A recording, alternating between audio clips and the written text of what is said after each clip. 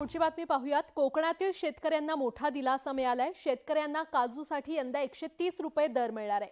खरेदी दरावरून निर्माण झालेला वाद शालेय शिक्षण मंत्री दीपक केसरकरांनी कौशल्याने मिटवलाय। काजूच्या वाढीव दराच्या वादाचा मुद्दा निकाली काढण्यात यश आलंय।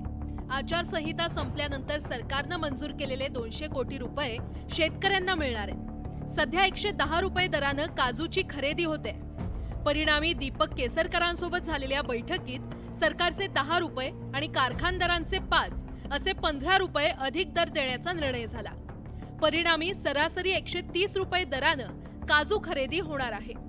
मागील काही दिवसांपासून सिंधुदुर्ग जिल्ह्यातील काजू बागायतदार आणि शेतकरी काजू बिला हमीभाव मिळालाच पाहिजे यासाठी आक्रमक झाले होते। माल 120 ला करतो हे शेतकऱ्यांना माहिती आहे आणि कारखानदारांना माहिती आहे।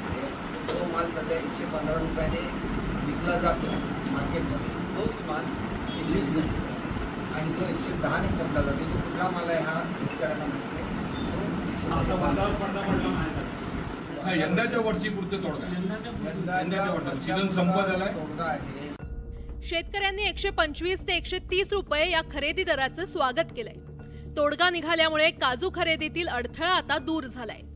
लोकप्रतिनिधींची अनेक प्रकारच्या आमच्या मीटिंग झाल्या आणि आज त्याचं फलित म्हणजे त्या मागण्यांप्रमाणे आम्ही 135 म्हणजे शेतकऱ्यांचा जो खर्च आहे तो फक्त याच्यात खर्च सुटणार आहे, शेतकरी प्रॉफिटमध्ये नाही।